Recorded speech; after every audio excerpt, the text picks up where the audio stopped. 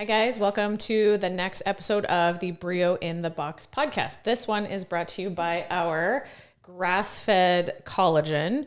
Collagen is a super important type of protein in the human body. Your skin, your hair, your nails all rely on collagen. 50% of the dry weight of bone is made of, it's a collagen matrix that then gets mineralized by your calcium and your other minerals. The lining of your gut is a collagen matrix as well. So all sorts of things are super important. Joint integrity, the quality and elasticity of your skin, the matrix in which your fat cells, your adipocytes underneath your skin are organized is driven by collagen. So when you have lumpy, bumpy fat storage, that's most likely a lack of adequate collagen, adequate protein. So we sourced a grass-fed bovine, grass-fed cows and their collagen. You can also get collagen from bone broth, especially if you use joints, knuckles and that sort of thing when you make your bone broth. Cow knuckles. Cow knuckles, actually. And you get that nice thick layer of collagen on there too. We like to put this stuff in our coffee every morning, dissolves nicely in hot water. But there's lots of different things that you can do with collagen. On today's episode, we're going to talk about all of the gear, all the stuff, all the accessories you can buy for CrossFit. What should you invest in first? What do you need along the way in your CrossFit journey? Our criteria is the combination of cost, how often you're going to use it, and then sort of like what skill level do you need to be at before that thing would be necessary. Yeah. Christmas is coming. Get your list ready. Yeah. So maybe you need to ask Santa for some of these things. Yeah. Maybe it's a good idea. Maybe you just want to treat yourself to something here or there. So in kind of a ranked order, the first thing that you need to spend money on is shoes. Yes. Good CrossFit shoes. Specifically CrossFit shoes. Yeah. So what do we need in a CrossFit shoe? So a good CrossFit shoe, and they're kind of like three major brands. There's the Reebok Nanos, the Nike Metcons, and now the Nobles. Found them all. I have a closet full of all of them. Common to all of them, they're generally flat and stable. Yeah. So we want minimal drop from the heel to the toe box, like minimal elevation drop. We want the heel especially to be nice and wide and stable. We do not want those big, squishy, wobbly running shoes. Yeah.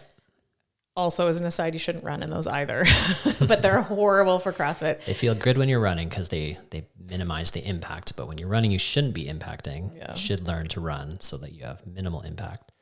But the problem with the squishy heel is as soon as you start bearing load, they're just unstable, wiggling around. You can see people's ankles just wiggling and rolling. And if you're doing a heavy back squat or deadlift, you're just way more prone to injury. Yeah.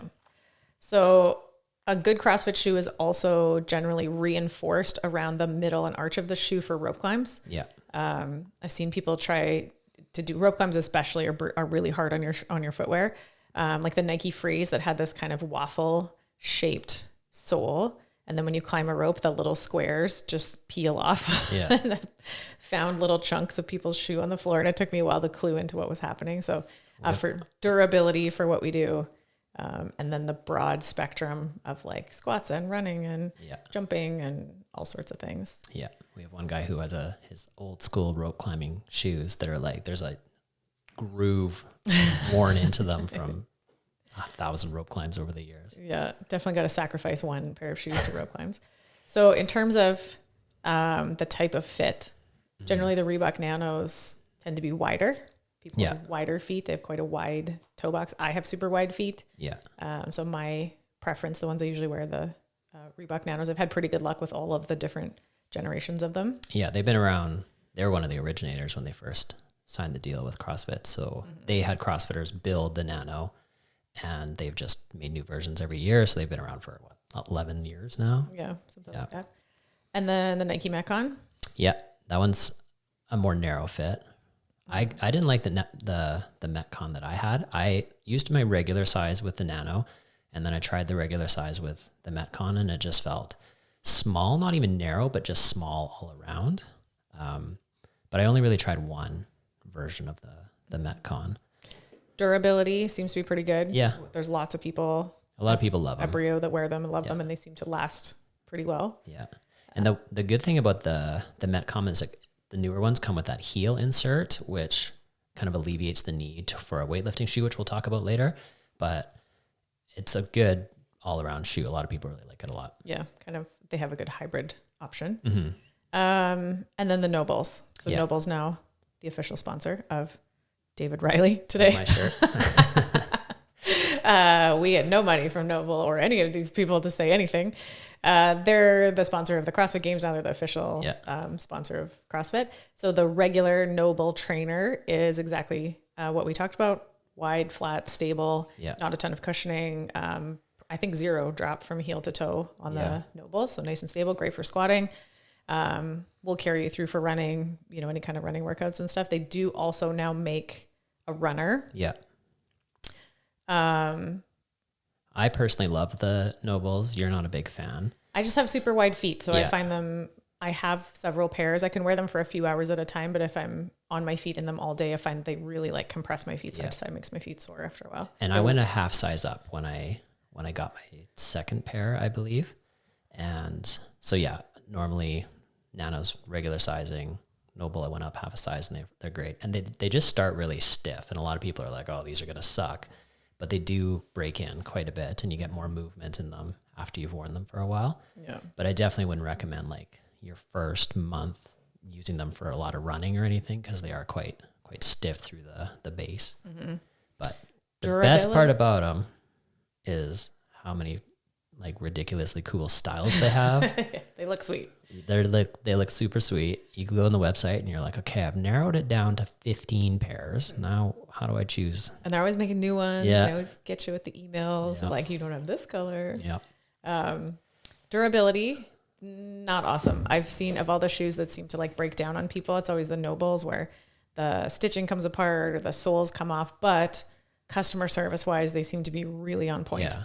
I've never had any trouble with any of mine, but some people have. Mm-hmm. I've definitely, on the athletes in our gym, seen the most like breakdown in like the time frame where they shouldn't, where it's like, I've only had these shoes for 3 months or 6 months, but every person that's had that happen, Noble's just replaced them without question. Like it's super easy. They have super great customer service in that respect. So, they look sweet. They have a runner now, which is not awesome. You don't like it? I haven't tried it. No, it's again like that big squishy heel type of typical running shoe. You can't do CrossFit in them. You can't squat well in them. Right. And then you also don't run well in them because they're the big squishy heel that just allows you to run with poor mechanics. So the runner's not great. The trainers are awesome. Most people seem to give them a pretty good thumbs up. Yeah. Okay, so you started CrossFit. You got yourself a good pair of CrossFit shoes. Next thing you're going to spend any money on is probably wrist wraps. Wrist wraps. Yeah. And that's such a easy, like injury or strain prevention tool. Like you can get them for $20 or less on Amazon, or any local fitness store is going to have them. And they really alleviate a lot of the wrist discomfort that you get from, push-ups or handstand push-ups or snatching or overhead squats or any of those movements. So like in terms of cost, pretty cheap. Yeah. How often you're going to use them? Pretty often, a few times a week, probably you would find workouts where you'd find them helpful. Unless you've been a gymnast or done something where you're used to bearing load on your hands, that is going to be a new thing to people in CrossFit. And it just takes time for the joints to build up, to become more robust, to be able to just handle, like you said, the push-ups and overhead squats and front squats people find particularly challenging on the wrists in the beginning. Yeah. So just a little bit of extra support seems to help quite a bit. Eventually you won't need them anymore. I used to wear wrist wraps all the time. I haven't in years now. I couldn't even tell you the last time I had to wear wrist wraps. So, but your muscles get stronger faster than your like connective tissue, and your joints will catch up. So it just, you got to give it time. And some people do have like, typing jobs where their like wrists are straight and under tension the whole day. And you do develop, tightness through the wrist, and like you get into a front rack position, it's really painful. You might have your bar in the wrong position. So there's definitely some stuff you can do to help alleviate wrist pain with mechanics, but it just helps with that extra little bit of support. Yeah. Okay. So we got a good pair of CrossFit shoes. We got ourselves some wrist wraps. Next thing we're probably going to benefit from is good quality skipping rope. Good skipping rope. Price range for a good skipping rope. What are you looking at? Like you can get a decent one for like $30 or so. Like we sell a kind of mid-range one for about 30, and they're fine. You know, they're the thinner cable, so they're quick. They're just not a bearing rope, so they don't spin as well. But even that is better than just like a rope or like a basic gummy kind of rope. And then if you get into like a Rogue or a RPM rope, then they're usually like $80 to $100. So not a ton of money. And like we use ropes every week. So it's a good investment for sure. It's a like significant difference. And even so we use RPM ropes for us.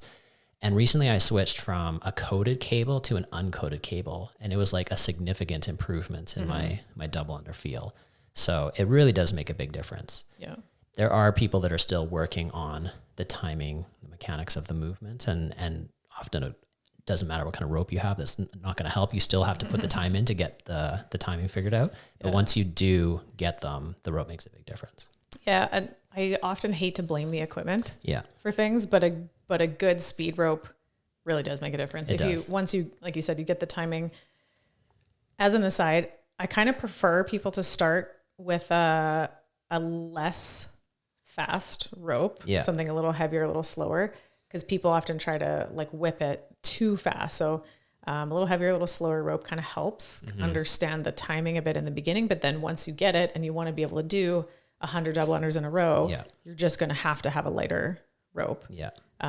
So it's one of those situations where, like the equipment actually does quite a bit of difference. So $80 to $100, a good quality rope will last you the handles 10 years or more. You might have to replace the cables periodically.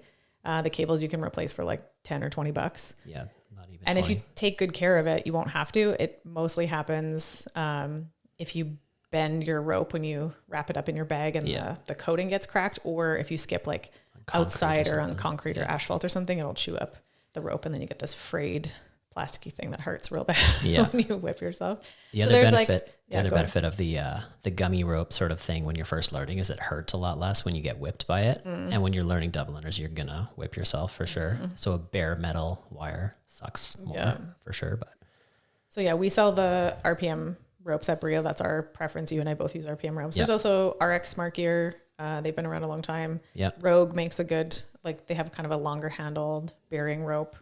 But they're all in about that 80 to 100. So we got ourselves good pair of shoes, some wrist wraps, and a good skipping rope. And also a skipping rope you can throw in your luggage and take with you anywhere, right? So then you can kind of always throw together a decent little workout with a skipping rope, right? So it's an easy travel investment as well. If it's in your carry-on, sometimes security will be like, what is this? I think one time we had an athlete that got their very expensive skipping rope taken away at security. Yeah, because it was in there. I've traveled with mine dozens of times and never had a problem, but one time I did hear that story. You strangle the flight attendant? I guess, I don't know.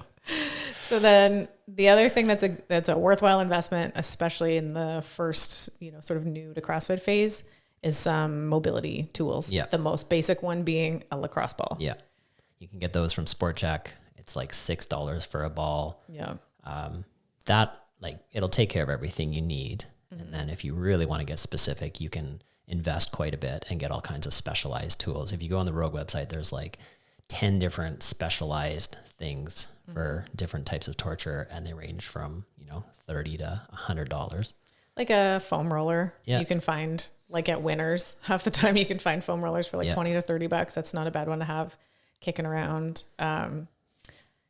Their Sidekick Tools makes a peanut massager, but you plug it in and charge it up and it vibrates at the same time. We have one of those. Love it. When you first got that, I was like, okay, that's ridiculous. Like nobody needs a vibrating peanut. And then I tried it. I was like, oh, okay, this thing's actually pretty damn good. Traps and erectors down your back, especially, is where it seems to be the best. There's also like the kind of scraper tools are a big thing now. The Theraguns, a big price range there. Now we're talking the actual Theragun is like over $500. There's various knockoff versions you can get for $100 to $400. You can even get a little ball attachment for a jigsaw. And you can jerry rig up something yourself with They're super loud and there's no like speed control or anything, Yeah. but you can do it for like $15. You can get that little attachment. Yeah. So have some good mobility tools around. You can always spot the CrossFit house whenever we go visit people, and they'll have like the decorative bowl of like, decorative balls and stuff, but there's like a lacrosse ball in there too. It's like, Or instead of like your table books, it's just a bunch of massage tools. yeah, just a bunch of massage tools. So in that first year of CrossFit, you're like, got your right shoes, you're supporting your joints, you got yourself a good skipping rope, and you're taking care of your mobility in all the hours that you're not in the gym. Yeah. From there, as you start to acquire more skills, some of the specific movements are going to require their own specific type of equipment. So probably the most likely movement that you're going to pick up after gaining a bit of experience with CrossFit is going to be a rope climb. Yeah. Or at least working towards a rope climb, learning the footing. Yeah. And if you're going to do that, you need some kind of leg protection. I've seen people do one rope climb and get a burn. And then every time they take a shower, they're reminded how crappy their burn is. So our rule at BRIO is no climbing the ropes with bare legs because for your sake, you don't want a big gross rope burn. And for our sake, nobody wants your skin and cooties all over the rope. We don't have an easy way of cleaning a hemp rope. Also, if you got an open wound burn from a hemp rope that's full of God knows what, that's also not good for you. So absolutely no bare skin on our ropes ever. Yeah. So at a minimum, you need a pair of tall socks. And like thicker tall socks. Thick soccer socks. Yeah. Those aren't really going to protect you that much, but it's going to keep your shit off our ropes at least. Right? It's not going to stop you from getting a rope burn or a bruise, but it at least puts a layer between our ropes and you. Yeah. Your skin and sweat and blood, whatever. Pants. You could also just wear pants. Yeah. You're going to sacrifice that pair of pants though. Yeah. They're going to get a little bit chewed up. And like thin Lululemon tights don't really do much either. Yeah. Also not helping a lot. Yeah. So then things actually designed for rope climbs, there's a couple different options. Rock tape makes one. Rock tape makes, and it's like I have one, I love it. I've been using it for years. Yeah. It's 7mm neoprene on the front. So it's like a sock that slides on, but it doesn't have the foot part. Mm-hmm. So you just slide it on. I put it on the one shin, the side that I wrap the rope on. That thing's awesome. Yeah. They're like $50-$60, something like that. Something in that range. They'll keep you, it benefits both sides. Yeah. Keeps your cooties off our ropes, but also protects you that you won't get a rope burn on your shin with those ones. And you generally only need one for one leg. I think they sell them as one. Yeah. The other thing you can do if you have a pair of knee sleeves is, we'll talk about knee sleeves a little later, but like use them for double duty for rope climbs where you just pull them down and you have the thick neoprene of the knee sleeve covering your shin. Yeah, for sure. Okay, so you start doing rope climbs, you're going to need some leg protection, some kind of rope protection. You start lifting a little heavier, a little more barbell cycling. You're doing it well. Therefore, you're using a hook grip. Mm-hmm. Therefore, you would probably enjoy having some tape. Yeah. Some good CrossFit tape. Yeah. So goat tape's the stuff that we've always carried and used. Mm-hmm. And it just stays on you really well. A lot of like hockey tape and stuff, you like wrap it on and then you do a few lifts and it's just pulled right off. Mm-hmm. You just get a little bit sweaty. On the floor. Yeah. Yeah, you see tape fingers on the floor. But the goat tape, it sticks really well. It's nice and flexible, so you still get joint movement, even though you're taped up. I remember one time in Maui, not having any tape or anything on and doing hang cleans, and I like pulled a big chunk of my thumb like right off. I didn't even know there was anything going on there, but it was just the humidity and the barbell cycling. It just happened. So I don't usually wear tape, but if I am doing a lot of volume or if I feel like my thumbs are on edge, I'll tape them up a bit. Mm-hmm. Some people will do it with the hand wrap as well. Mm-hmm. But yeah, it's kind of good all around. There's lots of uses for it. Yeah. And it's nice and cheap. Yeah. So we sell goat tape for like $12 a roll. There's two. There's a scary sticky and there's a silly soft. So the scary sticky is not moving anywhere. It's got a bit of flexibility to it. The silly soft has a bit more give. It's got like some stretch to it. So it kind of depends what you're taping your wrists or rims or, I find when we do dumbbell snatches, my like first knuckle of my thumb, just cause it kind of clunks into the end of the dumbbell, gets, ripped up. My thumbs are now just so calloused and lumberjack hands from all the years of lifting that I don't wrap my thumbs anymore. I don't need to, but sometimes it definitely is helpful. Before we get into that next one that I just realized we forgot was hand wraps. I was just thinking the same thing. Not on our list. Not on our list. But it just made me think of it. We're like, oh yeah, right. Oh yeah. And so hand wraps are something that you're gonna need as soon as you start doing high volume bar stuff like pull-ups and toes to bar. Yeah. Because nowadays you'll see workouts with 100 or more pull-ups or toes to bar. Mm-hmm. And almost everybody that's done one of those workouts has ripped open their hands at some point. Yep. And it's such a avoidable thing. The most difficult thing is getting used to the hand wrap because a lot of people hate them when you first start using them. Yeah. I've gotten to the point where I love them. I prefer to do a workout with them on. Mm-hmm. So if I'm ever doing bar muscle ups or any kind of pull-up bar movement, I prefer to wear them now. Mm-hmm. So again, lots of different brands. You use taped things. What are yours called? Okay, so I hate wearing hand wraps. Yeah. I didn't for many, many, many years in CrossFit. I preferred to just have bare hands on the bar. But yeah, it just got to the point where it's like, if you're going to do 45 bar muscle ups in a workout, you're going to have your hands covered. So I had to go through like a brutal year of just learning to wear these stupid things. So I have the Bare Complex grips, which are, a lot of people really like those. I love those. Are the ones you have. I have like the 2-finger ones. So they're like a thicker leather with 2 or 3 finger holes. And then they have a Velcro around the wrist. Yeah. The idea is you sort of bunch them up, you make a fold in the leather and you use it in the way that a gymnastics grip has the wooden dowel in it. So it's supposed to help you hang on the bar. For whatever reason, I don't have super big hands, I guess. I don't like having more bulk under my hands with the bar. I feel like it makes it harder for me to hang on for longer. So I've been using now the natural grips, which are basically, they just pre-make the tape ones for you. So they have 2 finger holes and it's basically just like they've done a nice job of pre-making the like hockey tape style ones. Yeah. So you just 2 fingers, it's a few layers of tape. So it just protects that like first couple knuckles and that middle stigmata part of your hands. And then they do show you that you're supposed to tape it around your wrist. And lately I just don't. Yeah. I just have them on my hands and they're just kind of flopping around. And then I find it doesn't like pull on my skin or feel too tight or anything. Yeah. And then I can like rip them off if I need to quickly. So currently that's my preference, the natural grip ones. The durability of them obviously is not forever because they're just made of tape. Mm-hmm. You can make those ones yourself. Yeah. And they're like, there's a guide. You can find online easily. Not that hard, but the natural grip ones are just, it's done for you. So I use the Bare Complex 3-hole ones. I have the carbon fiber ones and I love them and they've lasted for years. Mm-hmm. They slowly wear off. And I guess if you did enough volume, you'd eventually have to replace them. But like mine are going strong years later. Yeah. And I think those ones are somewhere around $50 or $70 or so. Mm-hmm. And then I saw Parker actually has a pair now that they don't have any finger holes. It's just a flap. And that way you can quickly transition from a barbell to a pull-up bar.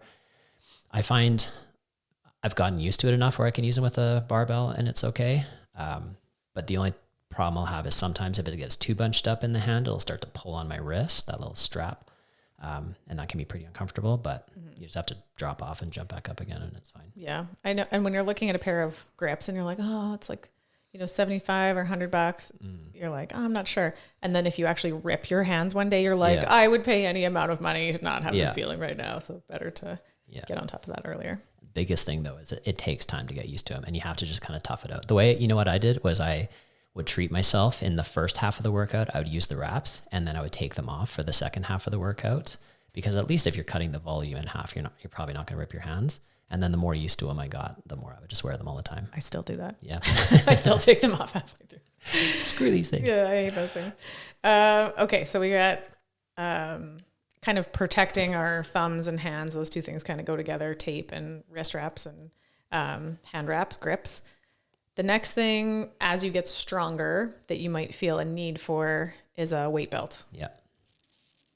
What is a good way to use a weight belt and what is not a good way to use a weight belt? It's not meant to be a substitution for your core stability. It's just supposed to facilitate, an extra bit of stability. So if you are wearing it all the time, that's not ideal. That's not a good thing because it's difficult for you to develop core strength if you're relying heavily on your belt. So for me, I'll only wear a belt when I get up into like 80 to 85% and above. And I try to do all my other lifting without the belt. So I'm still developing core strength.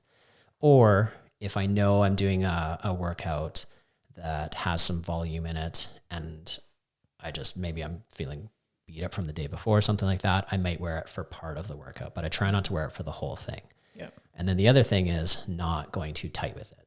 If you can't even breathe with that thing on, it's too tight. It's meant to just like facilitate core stability. It's not supposed to completely eliminate the need of your abs. This is my opinion. I agree with you. I own several weight belts, sparkly sequin ones that I like. I almost never wear them anymore. I save them for over 90% is my threshold, but lately it hasn't even been that. I think that a person needs to do the work on good mechanics consistently, a good core strength. Yeah. Or you shouldn't be lifting those weights basically. And it's like a few times a year when you're going to test a max that you're like, I'm going to treat myself to like one extra layer of abs. There's almost no WOD, like the high intensity workout, where I could see that it would be appropriate to wear a weight belt. Yeah. If you can't move well at speed, you're going too fast. Yeah. And I'm trying to think of a kind of workout where it'd be like, oh, okay, that one I would put my belt on. Maybe if it was some ascending ladder and it had a super heavy clean at the last rep, something like that where you're like, I'm going to try to, for me, it'd be like 185 is kind of that clean weight where I'm like, I can do it on a good day, or I might miss it on a bad day. Mm-hmm. It's at the end of a workout, I'm going to throw my belt on. But for the most part, that belt is for special occasions. Yeah. And that's for a healthy person. There are people that use it because they have had an injury of some sort. Mm-hmm. And it's like a crutch, right? It's not something you should just permanently use. It's something you use as a tool to help get you off of the crutch. So if let's say, back squatting or whatever has been bugging your back, and so if you wear a belt, it helps with that. You should be doing something on top of that to like alleviate the discomfort. So you should be doing some planks or some sort of core stability work so that you are strengthening those abdominals so that eventually you don't need to have your belt on while you're doing those squats. Address the underlying dysfunction that's required. But it shouldn't be all the time. And that's like, I had back problems for like 8 years, for a really long time, relied way too heavily on my belt and also like handfuls of Aleve and things that were not good in the long term. And finally just had to take a step back and like reassess all of my movement and rebuild better. And now I can lift almost everything without back pain, without needing the belt, and I consider those a big victory. If I do all my sets of squats or I squat heavier than usual and I'm like, fuck yeah, did that with no belt. And if you do all your lifts and let's say you hit 90 or 95 with no belt and then you treat yourself to a belt on the next rep, it's such a treat. It's awesome. And you feel so good because you're like, oh geez, but you can't rely on that all the time. It has to be like, okay, I'm going to push this one here. This one's going to be the tough one. I'm going to put a belt on. Yeah. Okay. So types of belts, there's like a powerlifting style belt, which is usually thicker, like thick leather, like really, like heavy structured, usually has a big buckle on the front. I own one of those monster belts. I actually had one custom made. They're not great for Olympic lifting because you're going to hit the buckle on the way up. And I've done that and like clocked my guts with the buckle. Great for probably mostly squatting, deadlifting, maybe. Not great for Olympic lifting. Yeah. There's a standard Olympic lifting belt, has a maximum size, can't be bigger than 12 centimeters all the way around. So a legitimate, allowable weightlifting belt is straight and no more than, 4 inches all the way around. So two-pood. I own several two-pood belts. I love them. Just ordered a new one. Yeah, they're great. Super high quality. They make all kinds of like fun designs and prints and stuff. If you're going to invest in a belt, that's my recommendation. Again, nobody pays us to say any of this stuff. We're just telling you what we like.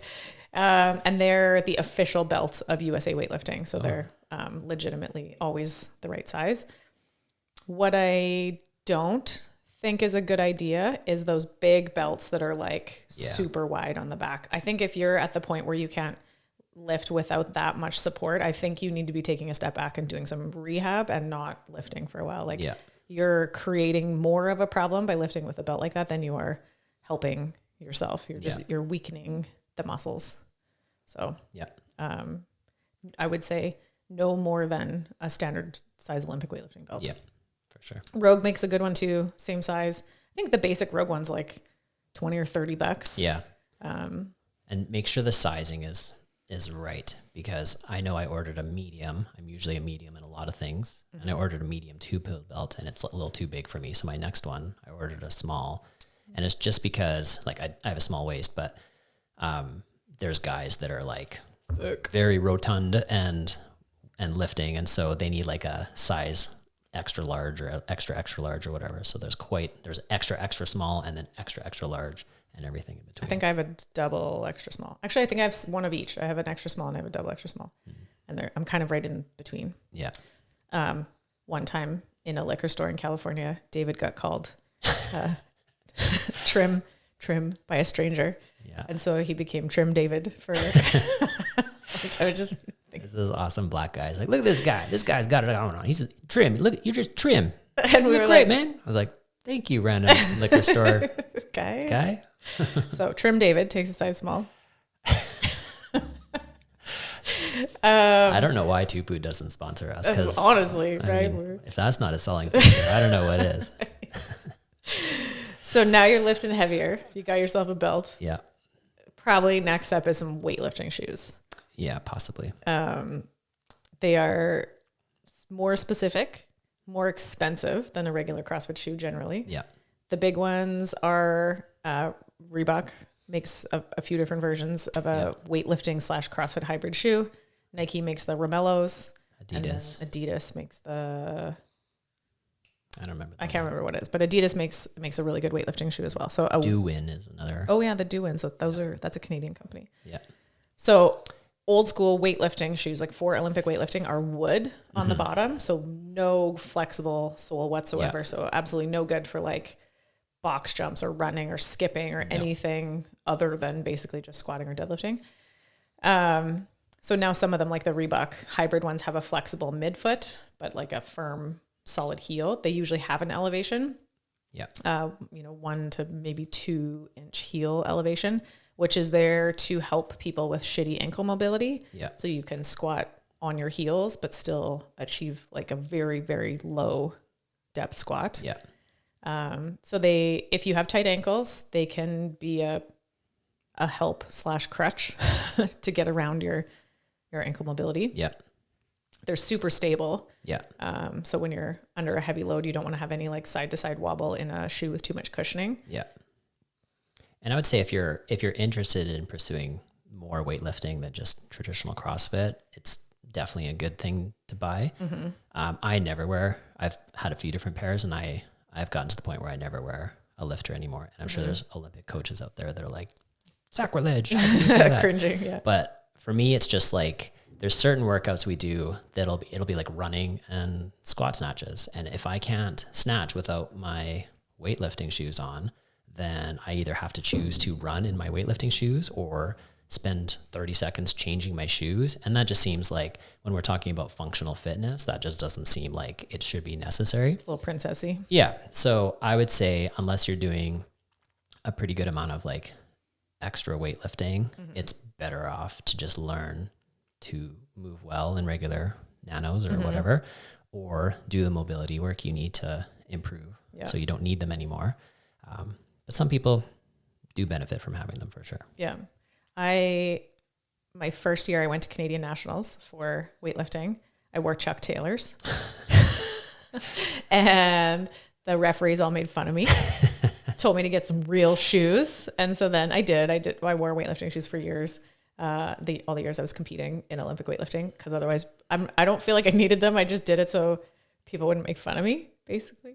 But now I lift in my nanos or my nobles all the time. Yeah. And it's fine. I have wicked ankle mobility, so I don't feel like I really benefit from the heel elevation. If you have tight ankles, you'll find them. The biggest difference would be overhead squats. Yep. And probably pistols. Yeah. Those two things that require quite a bit of ankle flexion to be able to stay balanced. Yeah. Those would be the two. Yeah. And I would say if you're going to use them when it's appropriate, and then like learn to go without them, so that if you do have to run in thruster or run in whatever, or box jump in something, you can still function. Yeah. Okay. So as you start to acquire more of these, higher skill movements, a little more protection, specifically. So knee sleeves. Yeah. What are knee sleeves for? Well, they're supposed to keep your knees warm mostly. So if you're a lifter who will do a set and then go sit down for a while, they keep your joints warm so that you're able to, rest and recover for your next set. They do give a little bit of structural support, but minimal, because it's basically just a thick fabric. Now, there's obviously like prescribed joint support things like you can do, but that would be like injury treatment. So just a general sleeve, it's meant to just keep you warm. They're usually between 3 and 5 millimeter neoprene. Yeah. Also helpful if you're doing a lot of lunges and you don't love making contact of your knee to the floor. There's a little cushion. Yeah. Like we said earlier, they can do double duty as rope climb protection. So if you have them on, you can peel them down and have it cover your shin. So if you're going to invest in one or the other of a rope climb sleeve or a pair of knee sleeves, you probably get more mileage and use out of knee sleeves. What am I, 13 years into doing CrossFit? I've never owned a pair of knee sleeves. I've owned 2 different pairs, and I got to the point where I felt better without the knee sleeves. I do like a little bit of padding for a lunge, but other than that, I feel like I squat more comfortably without knee sleeves. And I tried the thicker ones and the thinner ones, and I tried 2 different sizes as well. And for me, they seem to cause more problems than they fixed. So. Yeah. At one point I was like, I should get a pair of knee sleeves, mostly as more of like a fashion statement. And then I was like, wait, I don't have knee problems. So I had to talk myself out of that one, but they do make lots of cute ones. So and some people love them and wear them all the time. Reband is the big one. Yeah. I think they sell them They sell them in singles. So if you had one sore knee or wanted to wear it for rope climbs, you can do that. Yeah. They're like 70-ish. Yeah. Someone gave me a hot tip that there's a liquidation store in Saskatoon that had a whole bunch of Reband knee sleeves for some reason on for pretty cheap a little while ago. I don't know if they're still there. Yeah. There's another company I'm trying to think of. of. Rock Tape makes another one. Rock Tape makes them. And there's a few little makes fun patterns and all that kind of, if you want to wear them as a fashion statement. Yeah. Like pineapples on your knee sleeves or whatever. And then once you can do lots of ring dips and muscle ups, probably some arm protection, arm sleeves. Yeah. So Skins makes all that kind of tight stuff. Like a compression sleeve. Virus made some as well. I'm not sure if they still do or not. Yeah. Like for me personally, because I'm like quite heavily tattooed, I don't know why, but my skin is just way too sensitive. It starts to get super inflamed if I don't have anything covering it up. And I get really hot when I work out, and I can't wear a long sleeve shirt. It just doesn't work for me. So I like to wear arm protection if I'm doing ring dips or muscle ups. But that is like the only time I ever wear them. Yeah. So that's like cost versus how often are you going to use them? That's like a pretty specific thing to own for like once every few weeks. Are you going to do dips or muscle ups maybe?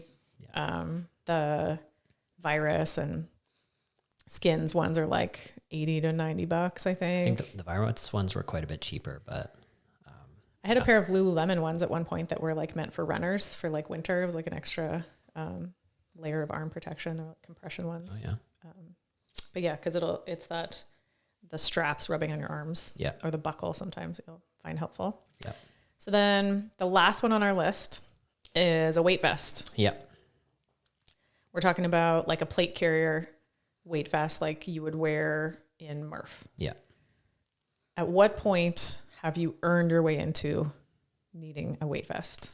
Generally for us, like you're going to use them when you're doing body weight movements. You don't really use them when you're weightlifting. So you need to be very confident with your body weight movements. We'll use Murph as an example. Generally we say, unless you've done a sub 40 Murph, you shouldn't be using a weight vest.